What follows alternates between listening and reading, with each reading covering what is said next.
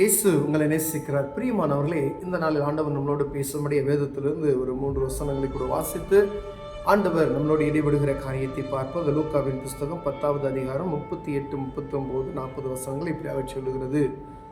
அவர் ஒரு கிராமத்தில் பிரவேசித்தார். அங்கே மார்த்தாள் என்னும் பெயர் கொண்ட ஒரு ஸ்திரீ அவரை வீட்டில் ஏற்றுக்கொண்டாள்.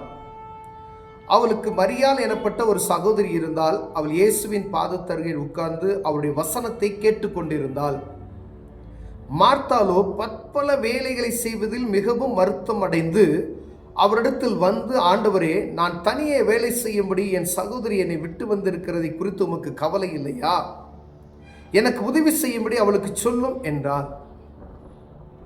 இயேசு அவளுக்கு பிரதியுத்தரமாக, மார்த்தாளே, மார்த்தாளே, நீ அநேக காரியங்களை குறித்து கவலைப்பட்டு கலங்குகிறாய். தேவையானது ஒன்றே. மரியாள் தன்னை விட்டு எடுபடாத நல்ல பங்கை தெரிந்து கொண்டாள். பிரியமானவர்களே, ஒரு கிராமத்துக்கு இயேசு கிறிஸ்து கடந்து செல்கிறார். அங்கு மார்த்தாள் என்னும் பேர் கொண்ட ஒரு ஸ்திரீ அவரை வீட்டில் ஏற்றுக்கொள்கிறார். ஏற்றுக்கொண்டது யார் பாருங்க? மார்த்தாள் எனப்பட்ட ஒரு ஸ்திரீ. அவளுக்கு ஒரு சகோதரி வேற இருக்க, 2 பேர் இருக்காங்க. மரியாள் எனப்பட்ட ஒரு சகோதரி. ஏற்றுக்கொண்டது மார்த்தாள். வீட்டுக்கு ஏற்றுக்கொண்டவள் அங்கு ஆண்டவருக்கு தான் செய்கிறார். என்னென்னமோ காரியத்தை செய்கிறார். ஒருவர் உணவு பதார்த்தங்கள் ரெடி பண்ணிருக்கலாம், சாப்பாடு அரேஞ்ச் பண்ணிருக்கலாம், லஞ்சுக்கு என்னென்னமோ அவங்க ரொம்ப கடினமாக உழைத்து கொண்டு இருக்கலாம். ஏற்றுக்கொண்டு விட்டால் அவருக்கு தான் அந்த காரியத்தையெல்லாம் செய்யும்படி அவள் வருத்தப்பட்டு கொண்டு இருக்கிறாள். அவளே வந்து ஆண்டவர் சொல்றா, ஆண்டவரே, நான் தனியா இங்க கஷ்டப்பட்டு வேலை பார்த்து கொண்டு இருக்கிறேனே, எனக்கு உதவி செய்யும்படியா இவள்கிட்ட சொல்லுங்க அப்படின்னு சொல்லி. அப்ப ஆண்டவர் சொல்றார், மார்த்தாளே, நீ அநேக கவலைகளினால், உலக கவலையினால், எல்லாருக்குள்ளும் காணப்படுகிற காரியங்கள் என்னன்னா, ஐயோ, அங்க இவ்வளவு காசு கொடுக்கணும், இங்க நாளைக்கு சாப்பாடு, நாளைக்கு வேலை, நாளைக்கு அது, எப்பயோ இந்த கழுத கவலைன்னு சொல்லுவாங்க பாருங்களேன். கழுத கவலைன்னு சொல்லுவாங்க. அதாவது இப்பதான் குழந்தை பிறந்திருக்கும், அது காலேஜ் சேர போகிற கவலை இப்பயே ஒரு மனுஷனுக்கு வந்துடும் பாருங்களேன். அதே போல எல்லா மனிதனுக்குள்ளும் அநேக விதமான கவலைகள் ஒவ்வொரு மனுஷனுக்குள்ள வந்துடும். எல்கேஜி படிக்கிறப்ப டாக்டர் படிக்கிற மாதிரி நம்ம வருத்தப்பட்டு கொண்டு இருக்கிறோம். ஆனால் நீங்கள் தெரிந்து கொள்ள வேண்டியது ஒன்றே என்று ஆண்டவர் சொல்லுகிறார். மார்த்தாளை பார்த்து, நீ அநேக கவலைகளை போட்டு நீயா எடுத்துக்கொண்டு நீ தேவையற்ற காரியங்களை வருத்தப்பட்டு கொண்டு இருக்கிறாய். வேண்டியது ஒன்றே. மரியாளோ தன்னை விட்டு எடுபடாத நல்ல பங்கை தெரிந்து கொண்டாள். மரியாள் மார்த்தாள் சொல்றா, என்ன சொன்னா அப்படின்னு எழுதல. மரியாளோ தன்னை விட்டு எடுபடாத நல்ல பங்கை தெரிந்து கொண்டாள். ஏற்றுக்கொண்டது வீட்டில் மார்த்தாள். எடுபடாத நல்ல பங்கை தெரிந்து கொண்டால் மரியாள். எத்தனை பேர் ஆண்டவரை ஏற்றுக்கொண்டு கொள்கிறோம், ஆனா மரியாளை போல அவரை விட்டு எடுபடாத நல்ல பங்கை தெரிந்து கொண்டு இருக்கிறோமா? எத்தனை பேர் இந்த சூழ்நிலைக்கு நேராக மார்த்தாளை போல இருக்கிறோமா, மரியாளை போல இருக்கிறோமா? தேவையானது ஒன்றே. அதுவும் வேணும், இதுவும் வேணும். தேவ சமூகத்துல பாருங்க,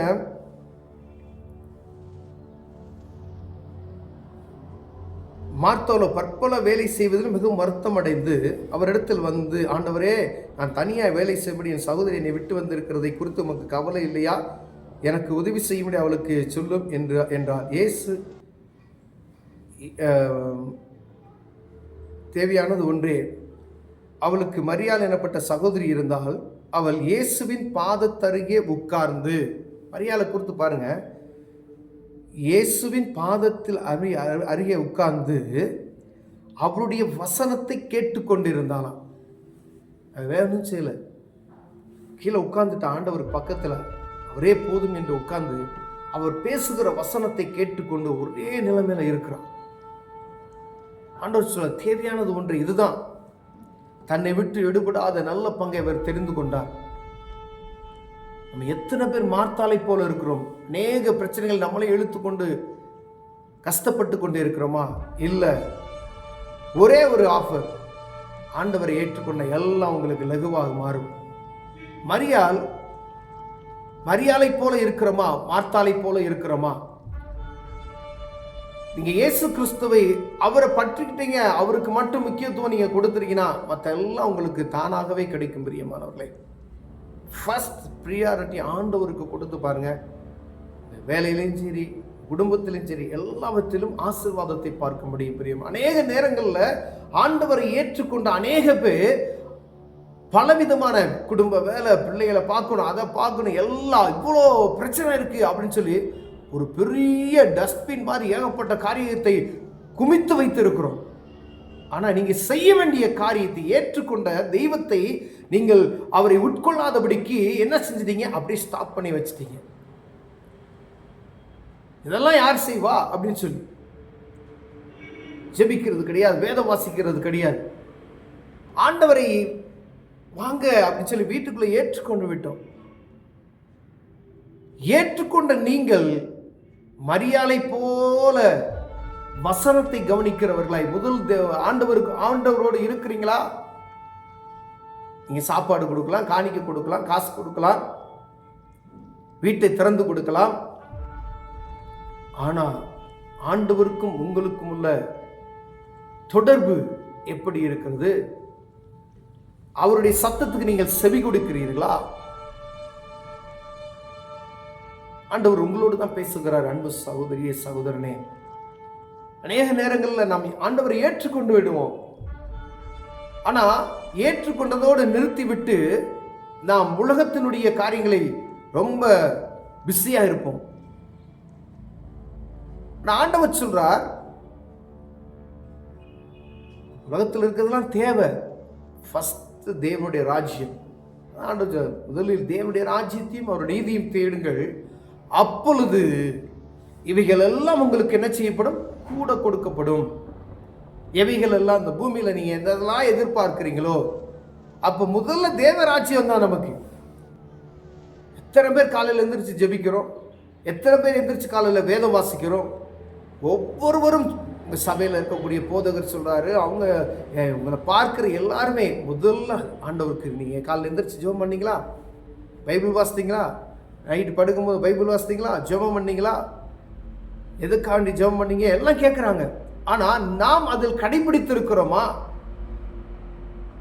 ஒரு ஜவுளி கடைக்கு போனோம்னா 12 மணினா 10 மணி 11 மணி ஆனால் கடையே அடைக்க போறோம்னு சூழ்நிலை இருந்தால் வெளியே வர்றதுக்கு மனசு வராது. ஆனால் ஜெபம் பண்ணுவதற்கு நமக்கு மனசு இல்லையே. வீட்டில் ஏகப்பட்ட வேலையை போட்டு நீங்க செய்வீங்க, அதை செய்யணும், இதை செய்யணும் அப்படின்னு சொல்லி. ஆனா தெய்வ சமூகத்துக்கு எவ்வளவு நேரம் நீங்க கொடுக்குறீங்க? அவருடைய பாதத்தில் எவ்வளவு நேரம் அமர்ந்தீங்க? டிவி முன்னாடி உட்கார்ந்து பல மணி நேரம் டிவி பார்த்து கொண்டு இருக்கிறோமே, ஆனா தேவ சமூகத்துல எவ்வளவு நேரம் நீங்க உட்கார்ந்தீங்க? ஆனா ஏற்றுக்கொண்டு விட்டோம். ஆண்டவரை வீட்டுக்குள்ள ஏற்றுக்கொண்டு விட்டோம். ஆனா அவரோடு அமர்ந்திருக்கிறோமா என்று பார்க்கும்படி அழைக்கப்படுகிறோம். நீங்கள் மார்த்தாளாய் இருக்கிறீர்களா அல்லது மரியாளாய் இருக்கிறீர்களா என்று நீங்களே நிதானித்துக் கொள்ளுங்கள். பிரியமானவர்களே, ஆண்டவர் சொல்றார், மார்த்தாளே தேவையானது ஒன்றே, மரியாளோ தன்னை விட்டு எடுபடாத நல்ல பங்கை தெரிந்து கொண்டார்.